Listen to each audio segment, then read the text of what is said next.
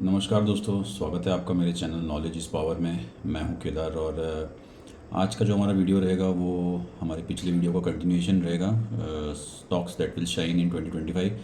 पिछले वीडियो में अगर आपको याद होगा मैंने बात किया था कि किस तरह से आर्टिफिशियल इंटेलिजेंस और सोलर एनर्जी, ये दो सेक्टर हमारे आने वाले कल को शेप करने वाले हैं, कैसे इसे बदलने वाले हैं और कौन से वो स्टॉक्स आपने कंसिडर करने चाहिए जो इस पूरे ग्रोथ स्टोरी को फ्यूल करेंगे। तो आज की वीडियो में हम लोग बात करेंगे टूरिज़्म एंड हॉस्पिटैलिटी और हेल्थ केयर एंड फार्मा। ये दो सेक्टर्स में से क्या बदलाव आ रहे हैं, जिसके कारण इन दो सेक्टर्स में एक अच्छा खासा बूम हमें आगे जाके अगले 5 सालों में देखने को मिल सकता है, उसके बारे में मैं आज बात करूँ। देखिए दोस्तों, मेरे इस यूट्यूब चैनल के बनाने का पर्पस आपको कोई भी राय देना नहीं है, क्योंकि राय देने के लिए तो ढेरों पड़े हैं मार्केट में। मेरा एक सिंसियर पर्पस है कि आप मेरे वीडियोस को देख के अपनी खुद की राय बना सकें, आप इन सेक्टर्स के डायनामिक्स को समझ सकें, स्टॉक मार्केट के डायनामिक्स को समझ सकें और खुद की एक राय बना के खुद एक डिसीजन पे पहुंच सके। यही मेरे सिंसियर एफर्ट्स हैं। आई होप मेरी इस कोशिश में आप मेरा साथ देंगे मेरे चैनल को सब्सक्राइब करके।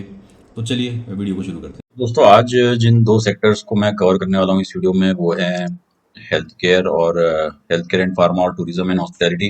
एफएमसीजी को में भी हम किसी अलग वीडियो में कवर करेंगे, क्योंकि इन दो सेक्टर्स के बारे में आज मुझे थोड़ा सा डिटेल में आपसे बात करना है। चलिए शुरू करते हैं। अब हेल्थ केयर एंड फार्मा, ये सेक्टर का नाम जब आप सुनते हैं तो आपके मन में क्या आता है?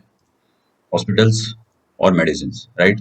अब कितने लोगों को ये पता है कि हेल्थ केयर और फार्मा में एपीआईज भी आते हैं, एक्टिव फार्मास्यूटिकल इंग्रेडिएंट्स।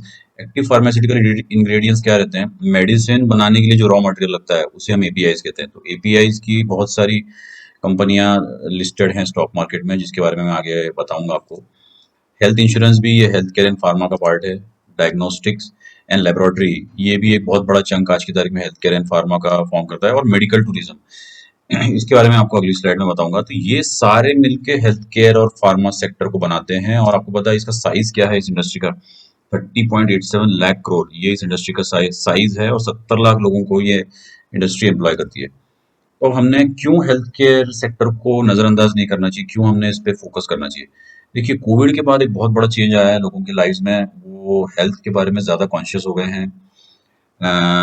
इंश्योरेंस को लेके, हेल्थ इंश्योरेंस को लेके बहुत कॉन्शियस हो गए हैं। लाइफ इंश्योरेंस को लेके लोग बहुत कॉन्शियस हो गए हैं। एवरी ईयर जो सैलरी सर्विस वाले लोग हैं, बिजनेस वाले लोग हैं, वो ईयरली चेकअप्स उन्होंने अपने चालू कर दिए हैं, जिसके कारण लैब विजिट्स उनके बढ़ गए हैं। कोई भी छोटी मोटी खांसी बीमारी के इतने तरह के वेरिएंट्स निकल गए हैं, जिसके कारण आपका आए दिन आपकी फैमिली में किसी न किसी को डॉक्टर को, क्लिनिक को विजिट करना पड़ता है और अल्टीमेटली आपको एक दवाइयों का डोज लेना पड़ता है।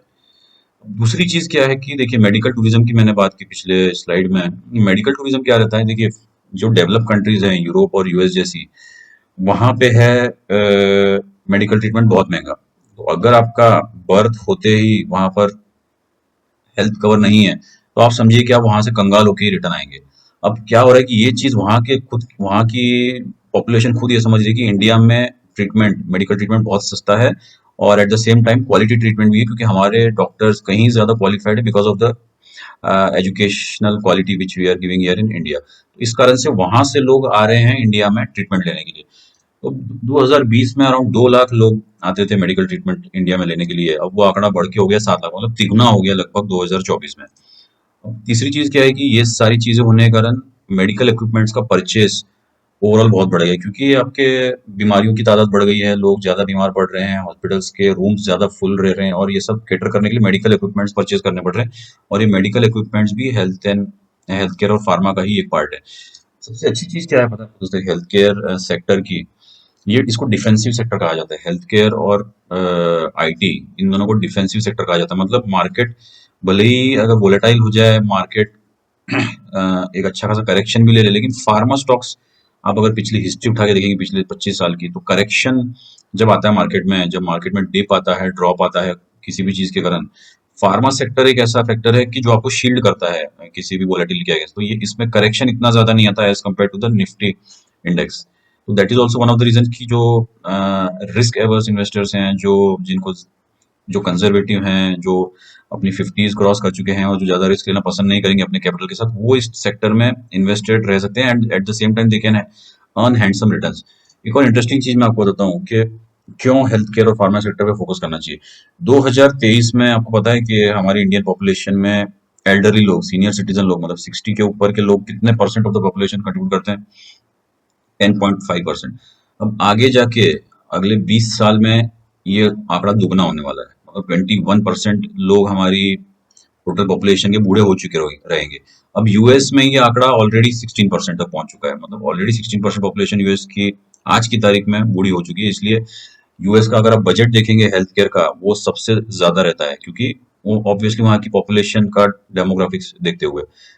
सिमिलर सिचुएशन हमारे यहाँ पे आएगी 2050 में, तो ऑब्वियसली हेल्थ केयर सेक्टर का इम्पोर्टेंस, सिग्निफिकेंस आगे जाके बहुत बढ़ने वाला है।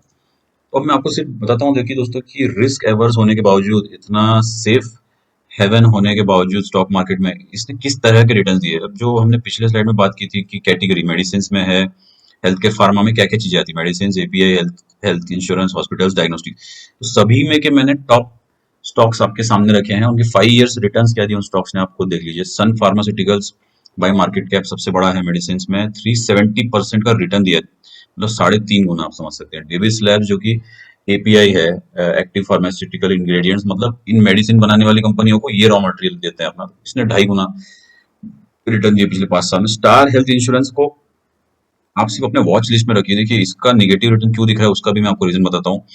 कोविड के दौरान star health insurance was not literally prepared for such a big calamity, और इतने ज्यादा इंश्योरेंस क्लेम उन्हें सेटल करने पड़े जिसके कारण उनकी प्रॉफिटेबिलिटी काफी हद तक हिट हुई है।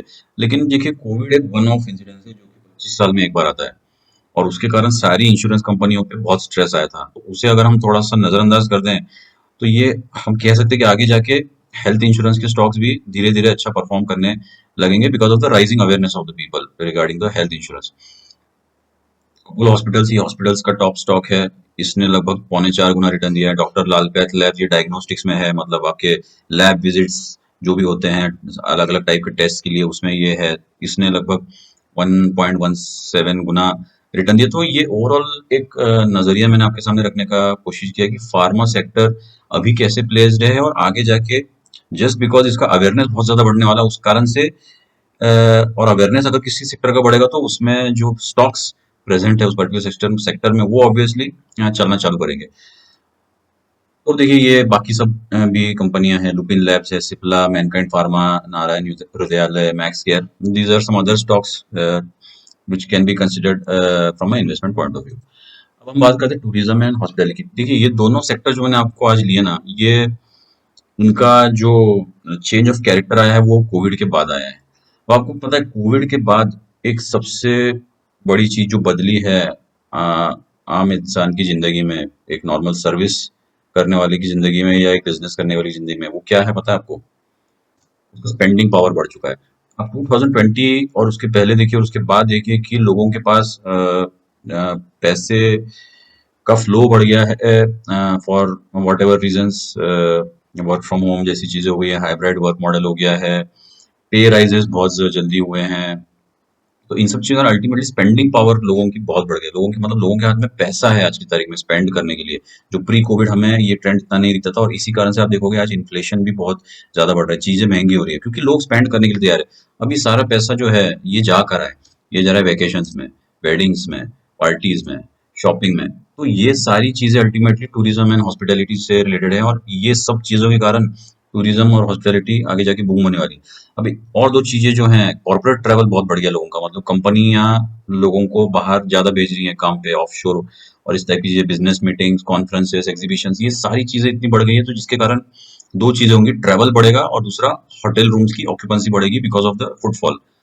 एक इंटरेस्टिंग चीज मैं आपको दिखाता हूँ दोस्तों, एयर ट्रैवल का स्टैटिस्टिक बताता हूँ पिछले साल, पिछले 6 साल का आपको। अब देखिए, ये ब्लू वाली डंडी जो दिख रही है आपको, ये डोमेस्टिक पैसेंजर ट्रैफिक है, मतलब डोमेस्टिकली एयर ट्रैवल कितने लोगों ने किया। और ये जो सेकंड वाली डंडी है, वो इंटरनेशनली लोगों ने कितना ट्रैवल किया थ्रू एयर।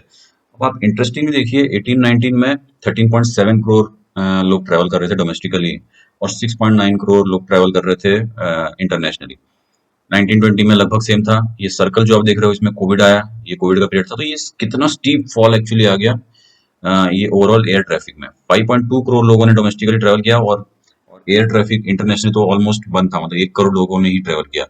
फिर ये खुला थोड़ा सा कोविड, फिर 8 करोड़ लोगों ने ट्रैवल किया domestically, 2.2 crore internationally. Sudden boom आप देखिए किस तरह से आया है पिछले 2 साल में, 23 और 24 में। फिर से प्री पैंडेमिक लेवल्स में हम पहुंच गए 22-23 में, 13.5 करोड़ लोग डोमेस्टिकली ट्रैवल करने लगे, और ये फर्दर एक्सप्लोड हो गया, 15 करोड़ लोग डोमेस्टिकली ट्रैवल कर रहे हैं। और आप भी जब जनरली ट्रैवल करते होंगे डोमेस्टिकली या फिर इंटरनेशनली, आप ये खुद ये चेंज अपने आसपास देख पा रहे होंगे कि किस तरह से अब एयरपोर्ट्स जो हैं वो बस स्टैंड क्या रूप लेने लगे हैं।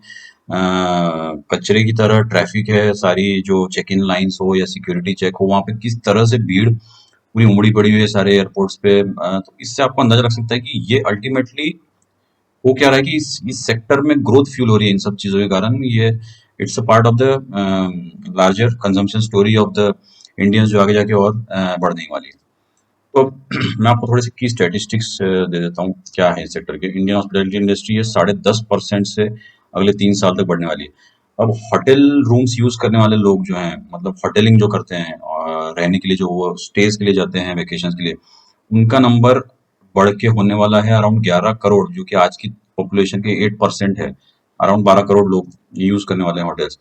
इंडियन मिलेनियल्स, मिलेनियल्स क्या रहते हैं, जो 2000 या उसके बाद जिनका जन्म हुआ है उनको मिलेनियल्स कहते हैं। तो इंडियन मिलेनियल्स ये की पीपल रहने वाले हैं, की ड्राइवर्स रहने वाले हैं इस पूरी हॉस्पिटैलिटी इंडस्ट्री का उपभोग लेने वाले या फिर यूज करने वाले। तो आप सोचो दोस्तों कि 5 लाख रुपए एन्युअली मिलेनियल से खर्चा आएगा only for travelling and hospitality. अब इन सब का फायदा किसको होगा? जो कंपनीज, होटल कंपनीज आज की तारीख में स्टॉक मार्केट में लिस्टेड हैं और आगे जाके जो लिस्टेड होने वाली है, क्योंकि सारे इन्वेस्टमेंट्स जो हैं वो इन लिस्टेड कंपनियों में आएंगे। और दूसरा फायदा जो हो सकता है वो ई कॉमर्स साइट्स को हो सकता है, क्योंकि मैक्सिमम बुकिंग आप और हम जो करते हैं, कोई भी आजकल जाके होटल में तो जाके वो रूम बुक नहीं करता है। हम लोग क्या करते हैं कि ऑनलाइन पहले बुक कर लेते हैं, उसके लिए अलग अलग वेबसाइट्स हैं, Make My Trip, Clear Trip, Easy Trip, तो हम लोग ऑनलाइन ही एडवांस में बुकिंग कर लेते हैं।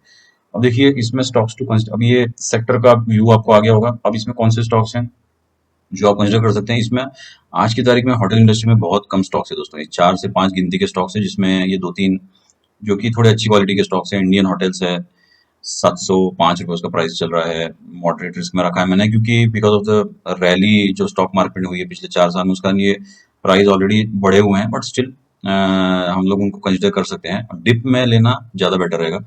EIH होटल्स जो कि ओबरॉय ग्रुप का पार्ट है, ओबरॉय रियल एस्टेट का पार्ट है, उसको आप देख सकते हैं। लेमन ट्री होटल है, और इंटर ग्लोब एविएशन, इस स्टॉक को बिल्कुल नजरअंदाज नहीं करना चाहिए, क्योंकि इंडिगो आज की तारीख में इकलौती ऐसी एयरलाइंस है जो 52% of the entire air traffic को चला रही है। दोस्तों आप सोच रहे हो ये कितनी बड़ी फिगर है?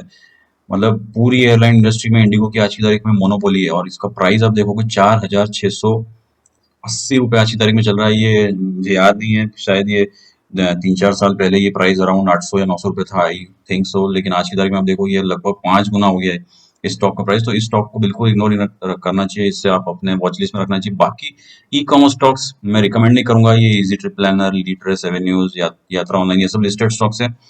लेकिन मेरा इनमें अभी कोई व्यू नहीं बन रहा है इनमें कोई इन्वेस्ट करने का, क्योंकि अभी ये सब कंपनियां बहुत ही नेसेंट स्टेज में हैं, और इनके जो प्रॉफिटेबिलिटी मॉडल्स हैं या बिजनेस मॉडल है वो इतने ओपनली डिस्क्लोज नहीं हुए, या उनके बारे में स्टडी करने के लिए इतना कुछ नहीं। और स्टॉक प्राइजेस में भी इनके कुछ खास ऐसा उछाल या फिर वन साइडेड मूवमेंट ऊपर की तरफ देखने को नहीं मिला। तो I will like to wait and watch कि हाउ ये e commerce stocks, but it's a interesting play, and we should keep a watch on how these stocks perform in the coming future. तो I hope दोस्तों कि आपको मेरा ये video sectoral view जो मैंने देने का कोशिश की आपको पसंद आया होगा। मेरा वीडियो आपको अगर पसंद आ रहा है तो लाइक और सब्सक्राइब जरूर कीजिए दोस्तों, ताकि मेरे आने वाली वीडियो की आपको जानकारी बनी रहे। Thank you.